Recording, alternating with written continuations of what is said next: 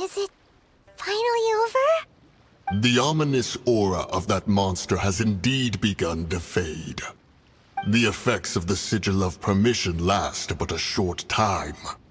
It will be some time before the Overlord of the Vortex can make any waves again. We are indebted to you for your assistance. If the Adepti hadn't happened to be here, the future of Liyue Harbor would surely have been in great jeopardy. Save your flattery. We didn't just happen to be here. Surely you won't pretend to have forgotten the reason for which we came. Come now. There's no need for such harsh words, Cloud Retainer. I've heard that when Ningguang began learning to do business, she had already started setting aside part of her then limited income in preparation for building the Jade Chamber. At first, it was only the size of a small room, but with continued expansion, it has become the palace that lies before you now.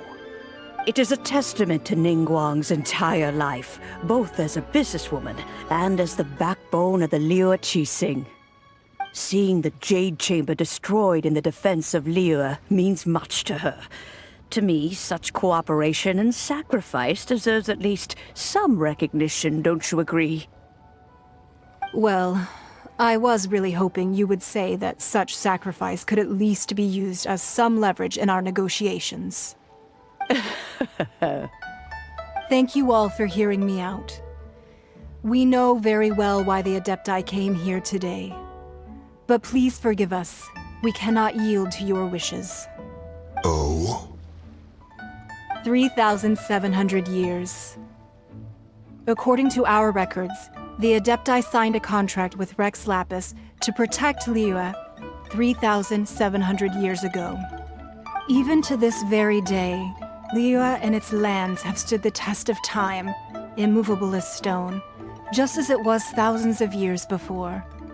This is truly no small feat. But that does not mean that the Liyue of today is the same city as it was all those years ago. Do not merely cast your protective gaze upon the land. Instead, focus your sights on our city and each of the citizens that dwell within it. Are you questioning our means of protecting Liyue? I mean no offense. I simply hope that our Adepti forebears would see Liyue in a new light. Forebearers, you say? One doubts you would be fit to be part of such a lineage. This morning, Rex Lapis appeared to me in a dream. What? In the dream, I yearned to tell him that we Qixing, though mortal, are equally bound to the contract. Each passing generation of the Qixing leaves many things of value to be inherited by the next generation. I also thought to tell him how the past generations of Qixing had strove under his rule to survive in our mortal world, establishing a network of contracts which has since come to be known as trade. But I dared not speak. I could only gaze at him in silence until the moment I awoke. Oh, Ningguang. Yet another perspective.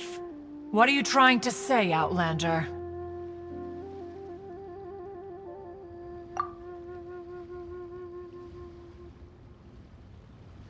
Right!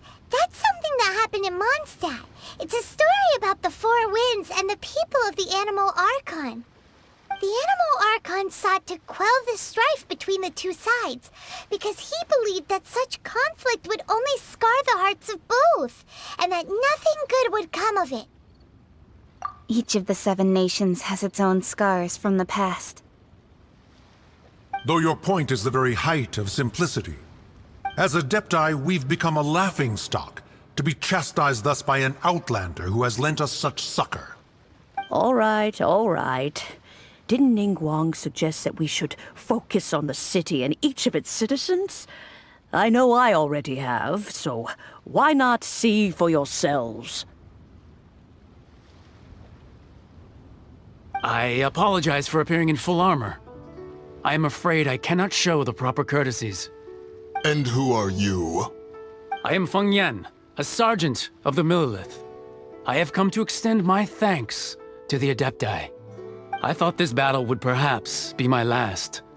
But thanks to the aid of the Adepti, our forces were not as badly battered as I feared we might be.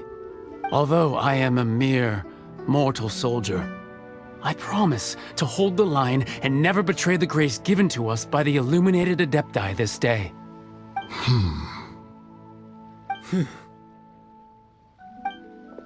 Huh? Why does everyone look so down? Didn't we just beat that big monster? Weren't you frightened, dear? It was quite the predicament. I wasn't afraid. All the strong Millilith guards were there, and those powerful heroes with their visions were there. Everyone was there. When danger is near, everyone always protects me. And the rest of the time, they make fun toys and tasty snacks and loads of things that make the harbor so pretty. Thanks for protecting Liyue Harbor. Please come visit us for the next lantern rite. Unfortunately, we wouldn't be able to participate. Huh? Because we are Adepti. Oh, okay. It must be hard being an Adeptus. Aww. You see, this is what Liyue is like today. The country of contracts is grateful to the Adepti for their protection, but it is no longer necessary for the city to rely on the Adepti's power to solve every little niggling matter. Although their blood is weak, there is still strength to be found in those we call mortals. The time of contracts between gods and Liyue has long since passed. Now is the time of contracts between Liyue and its people. Seeing the port around us now, it is hard not to feel a bit out of place. Wouldn't you say so, Cloud Retainer? Your line of inquiry is askew. One did not spearhead this expedition to Liyue Harbor. Seems like the Adepti have had a change of heart.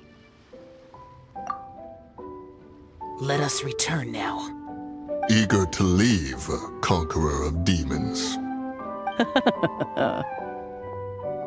Yes, one understands what the Conqueror of Demons means.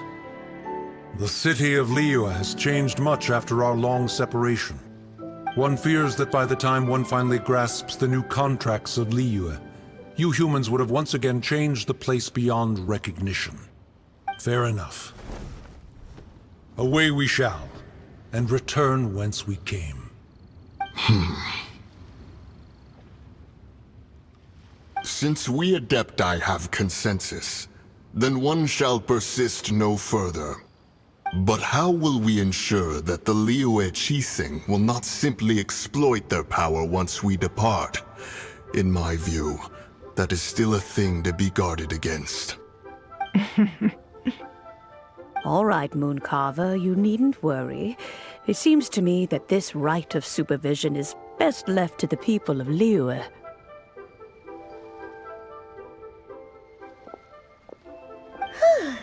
Looks like the conflict between humans and Adepti was avoided. All's well that ends well, huh? Oh, right! It's nice that we've got peace and all, but we're forgetting one thing. Child wanted to unleash the god so he could lure Rex Lapis out. But we were able to handle the Overlord of the Vortex on our own, so Rex Lapis never showed up. Oh, and speaking of that, don't we still need to get to the bottom of that Archon's death, too?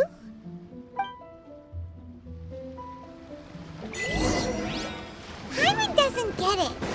But isn't the strongest lead we have the Adepti-less rite of parting that we're organizing? No idea where Zhongli's gone. Let's ask for him at Wangshem Funeral Parlor.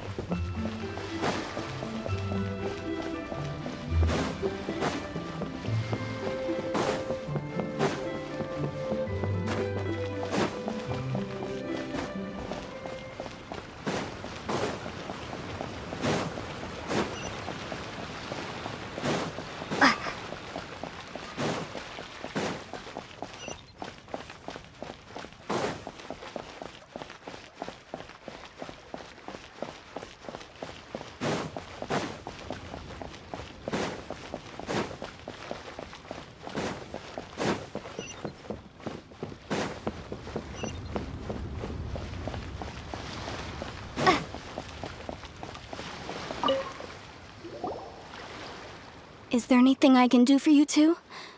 I'm afraid that Wangsheng Funeral Parlor isn't in the best state to receive guests.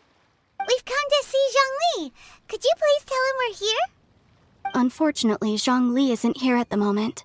It seems he went to Northland Bank. Doesn't the Northland Bank belong to the Fatui? Last time we saw Zhongli was before we went to the Golden House. Do you think he doesn't know about the attack on Liyue? Visiting the Fatui at a time like this could only mean more trouble. We had better go and make sure that everything is okay.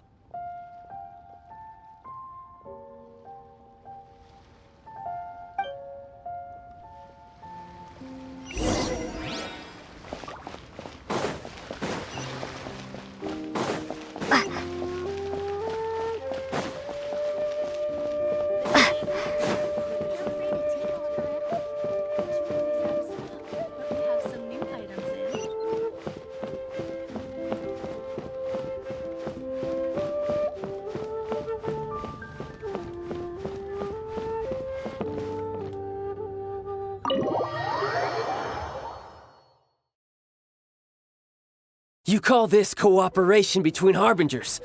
Cooperation involves communication, you know. Don't take it to heart, child. Besides, aren't you happy that you got to skip the formalities and bring chaos to the land? I'm sure you must have enjoyed that. Oh, it seems that some of your friends have arrived. Hey, it's Zhongli and Child. And you! You're also one of the Harbingers? It's you two. I believe we've met once before. In the city of Bards, was it? I'm glad you still remember my name. Ah, right. I imagine that it must have been rather hard to forget watching helplessly as something precious was snatched away from your friend. Well, if it isn't you two. This is our first time seeing each other since Liyue was nearly wiped off the map. This is certainly a bit awkward, wouldn't you say? Paimon knew that we should never have trusted a Fatui Harbinger. Oh, now don't say that. Sure, I may have misled you, but I never had anything against you personally. Besides, I thought we were getting along quite well together, didn't you? Except for that little tussle we had at the end. Nothing personal. We just have different views, that's all. Of course, you may very well hold this against me, but that's up to you. The real deceivers here are Senora and Zhongli. Curse them for leading me on. So actually, I think... Stop wasting time, child. There'll be plenty of time to chat once I'm through here. You remember the agreement, Morax. Now, if you would be so kind. The Gnosis, please. What in the world are you talking about? The contract is fulfilled. That which thou seeketh is now bestowed unto thee. For my promise is solid as stone.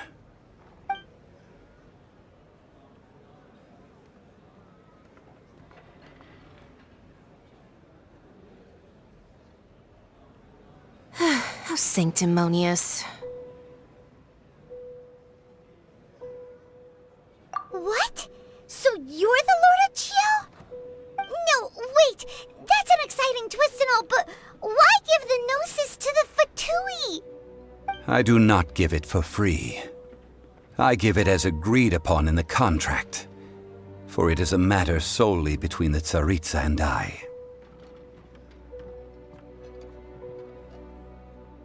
Yeah, you don't think you went a little bit too far with that whole fake death thing? Everyone was preparing the ceremony for you, and splat! This big dragon falls out of the sky, and all of Liyue goes into an uproar. Talk about a disaster. Gathering all the forces that had been bubbling behind the scenes, and then stirring them together in a pot that was bound to boil over. That's what he wanted to see, am I right? Wait, what? Perhaps it's best that I explain. As you know, I've dwelt upon this world for more than 6,000 years. It is now 3,700 years ago that I founded Liyue together with the Adepti. Even boulders that can withstand whirlpools will erode with the passing of time. I kept convincing myself that cracks had not begun to form, and that the end of my time had not yet come. Until one drizzly day, as I was strolling along the harbor, I heard a merchant tell one of his workers, "You've finished your duties. Go ahead and call it a day." I stood motionless among the crowds, asking myself, have I already finished my duties? Oh, Zhongli. But as I began to consider relinquishing my divine role, I soon discovered that many reasons still remained to not hastily depart. Was Liyue, the city I had dwelt in for so long, already prepared to enter its next age? I decided that a test was needed in order to reveal the answer. So I feigned my own death, and gathered the cast of Child, the Adepti, and the Liyue Qixing to play their roles together on the stage that was Liyue.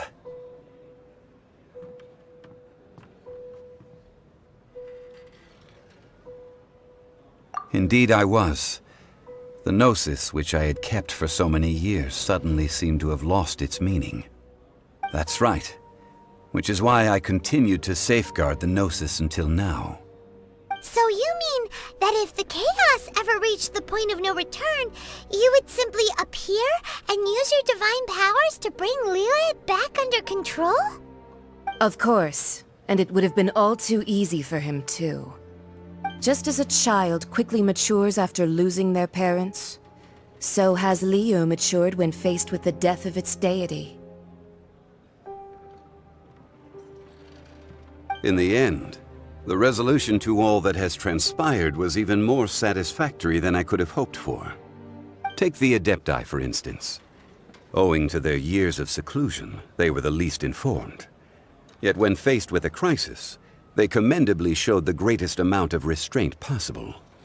Not only did they manage to cooperate with the Qixing, but in the end, they even made efforts to understand the hearts of the people.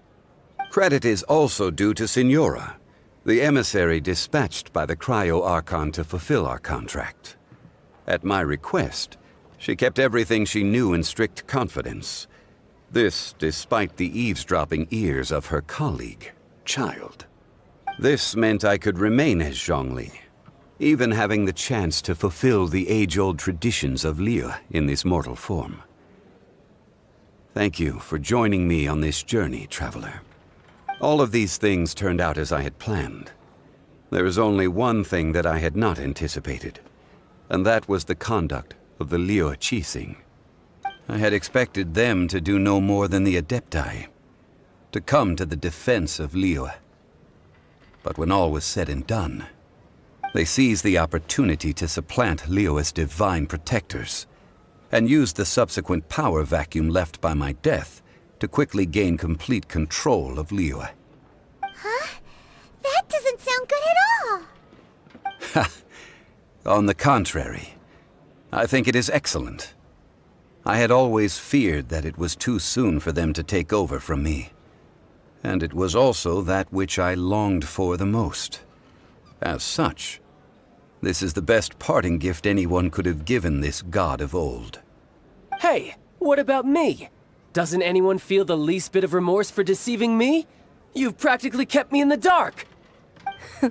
I think that thanks would be more appropriate.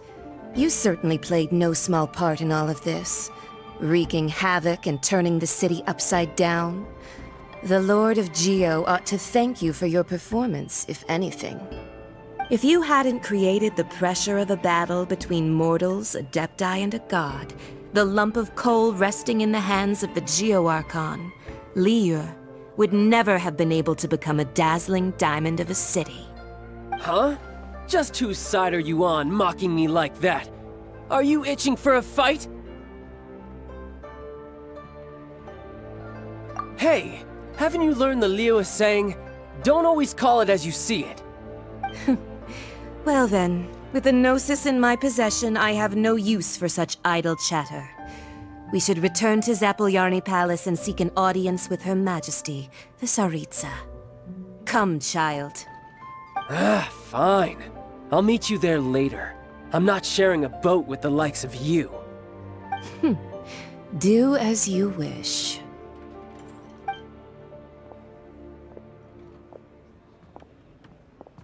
Now then, is there anything else you wish to ask me? Right! As Zhongli always told us, a good trade is a fair trade. Paimon has no idea what could be a good trade for a Gnosis. Realistically speaking, there is no such thing. Huh? However, I am the god of contracts. For thousands of years, I have made countless contracts. If the deal was of no benefit, then I certainly would not be inclined to agree to it. My agreement with the Geo-Archon will be the last of my contracts as the Geo-Archon. My contract to end all contracts. As for the bargaining chip that the Tsaritsa used to balance the scales, uncover that answer for yourself in your future journeys.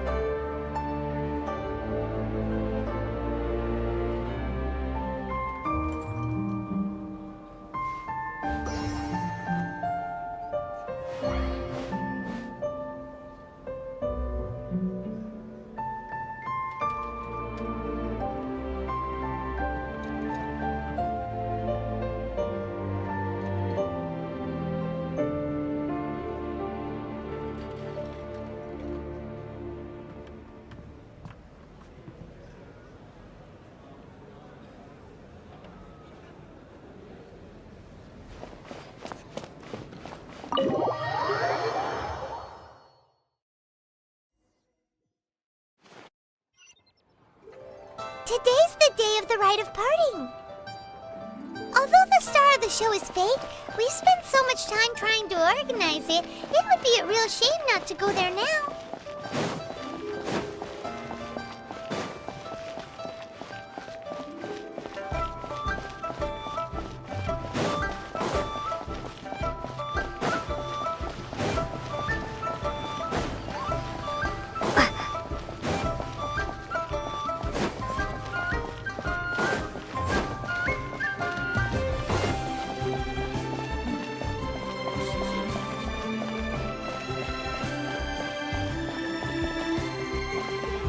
Well, since we're going through with this rite of parting, I guess it means that those rumors hit the nail on the head. So Rex Lapis is really... But they didn't catch the culprit, did they? Oh, come on. Do you think that the assassin could have been a normal person? You know what I think. I don't think any of the gossip on the streets you hear from those shady types is worth anything. There's only one real possibility in my mind. I've heard that the assassin was that Fatui fellow. Youngish, pretty high in rank. I think they called him Child.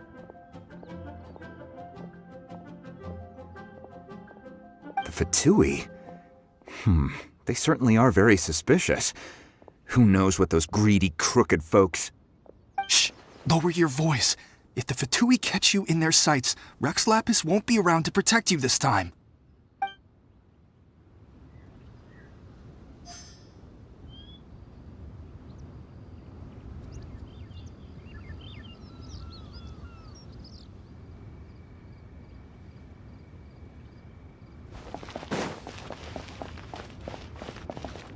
You know that god from the ocean couldn't have just shown up out of nowhere. I mean, it's been 2,000 years since Rex Lapis subdued it. Yes, and to think that this happened right on the heels of the incident with Rex Lapis, too. Say, do you think the person who assassinated our lord and released that evil god might have been one and the same? Now that you mention it, that's very possible. Yes, it's very possible indeed. I mean, it all fits together. That person must have colluded with the evil god to harm Rex Lapis. Oh, that wicked, black-hearted scoundrel. Still, what sort of supernatural prowess must this person possess to be able to do such things? I have never heard of such a person in all my years. Ah, forget it. Guessing's no use to us. Look, the Millilith over there looks like he's about to make an announcement. Let's hear what the Ministry of Civil Affairs has to say first.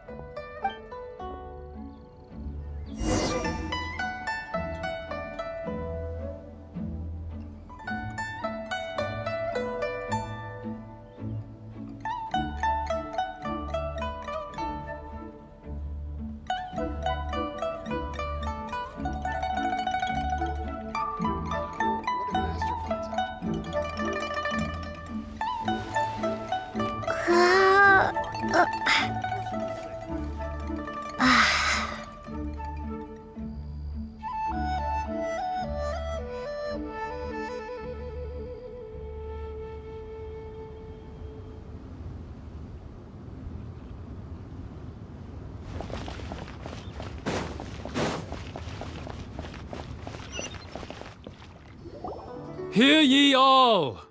The Chi-Sing's words. Though a dragon soars ageless as the mountains, it too must return to dust. This is common knowledge. Gods and Adepti live glorious lives, but both light and shadow have their season. So too must they face divinely appointed trials. Rumors and hearsay abound on the streets that Rex Lapis was murdered. Now, let the truth be revealed. Having been thwarted in his trial, Rex Lapis's soul has recouped the celestial heights. He beseeches the people of Liyue to grieve not and to let not their hearts be saddened. Nor are they to believe street-born rumors or indulge in baseless speculation.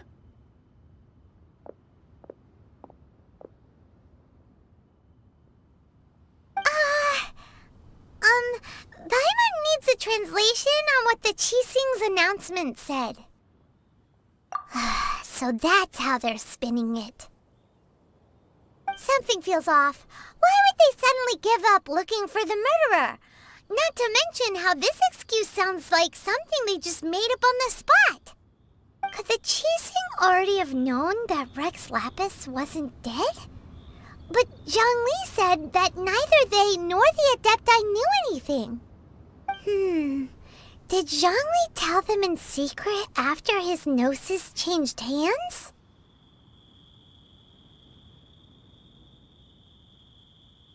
Exactly, right? Ooh, seems like the rite of parting has been going on for a while now. Let's go have a look.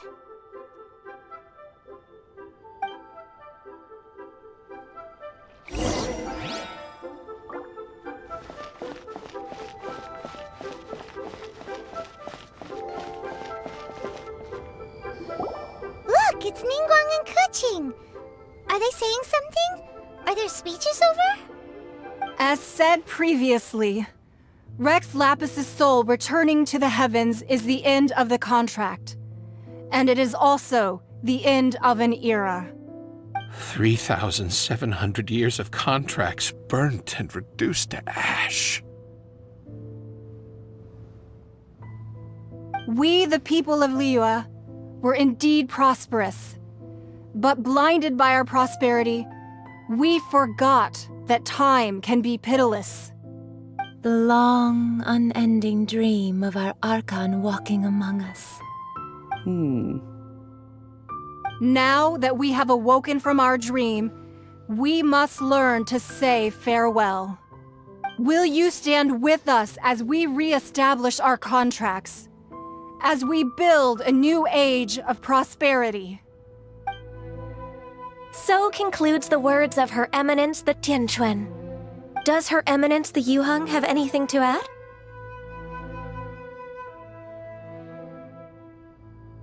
Huh? Is she looking this way? Traveler. Yikes! She really is looking our way! Is that the traveler who they say defeated the ancient god? So young! The Liyue Chi-Sing always repay their debts. And as you have heard, our eyes see far and our reach is long. Name your price. You deserve that much. Whoa.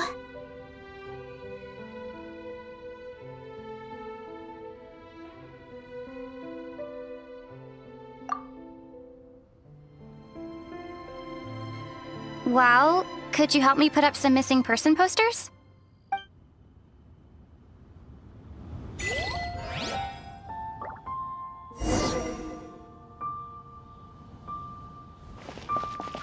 Ah, Rex Lapis. Rex Lapis. Now that I think about it, if everyone's of the same mind as me, perhaps mementos for Rex Lapis might be the best short-term business opportunity.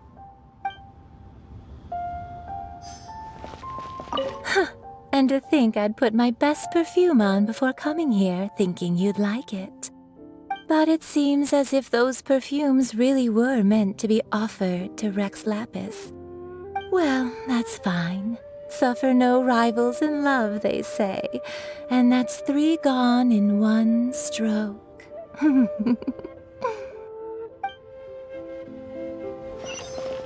As for the mortals and Adepti of Liyue, what shape shall our relationship take from now on?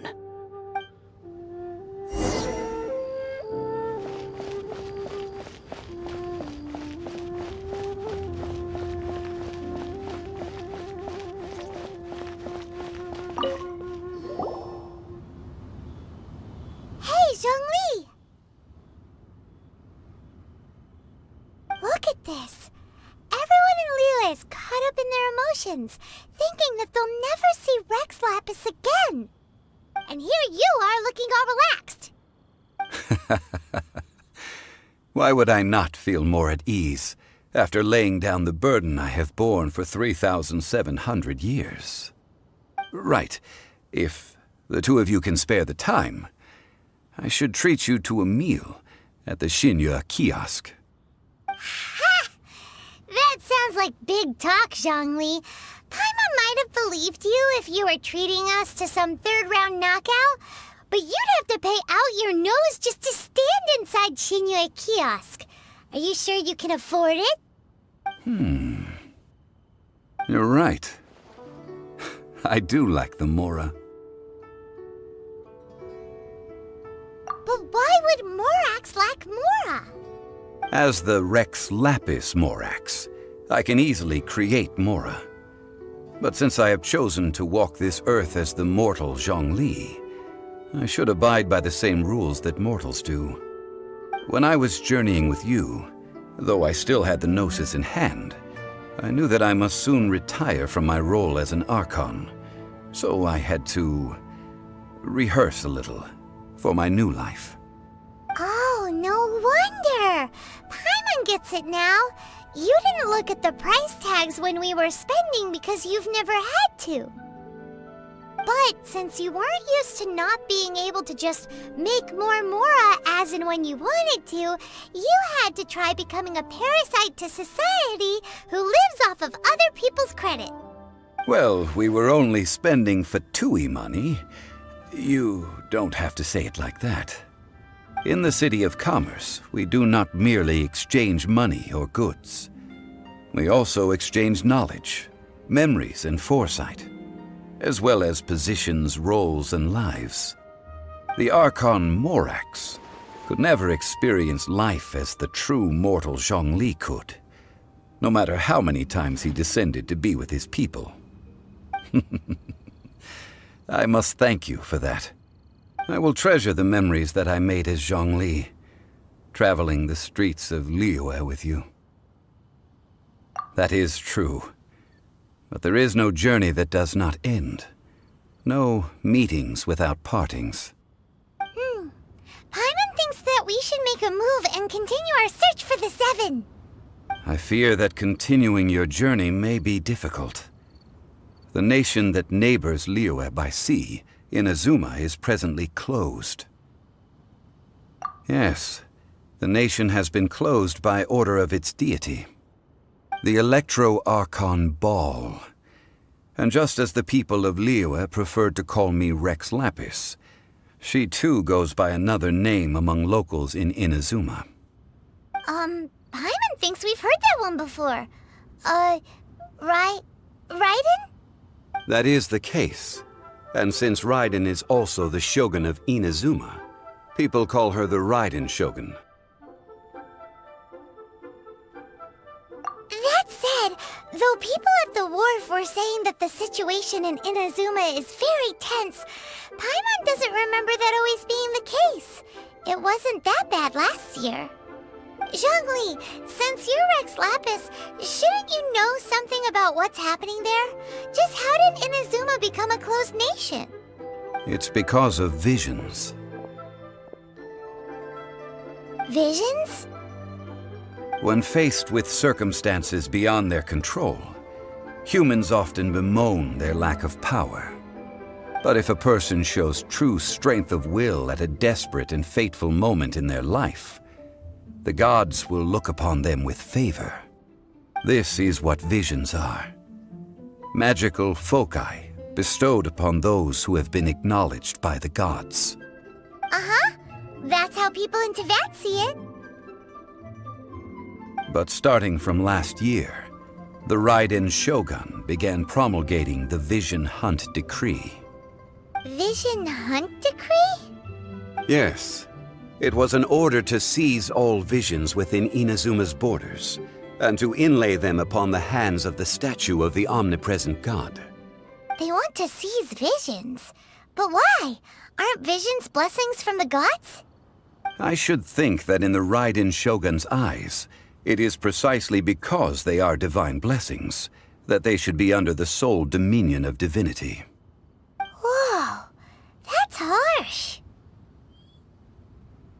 The Anemo-Archon is the god of freedom, and the Geo-Archon is the god of contracts. For her part, the Raiden Shogun is the god of eternity.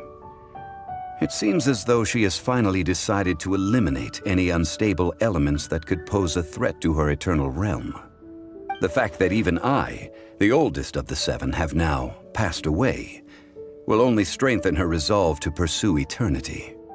Knowing her, she must have again quoted that adage she is most fond of when proclaiming that decree to her people. 7 ideals for 7 gods, and of these, eternity is nearest unto the heavenly principles. All right then. Was there anything else you wish to know? Well then, I suppose you'll have to find a way to get inside this closed nation. Have patience. I suspect that some serendipity must first come into play.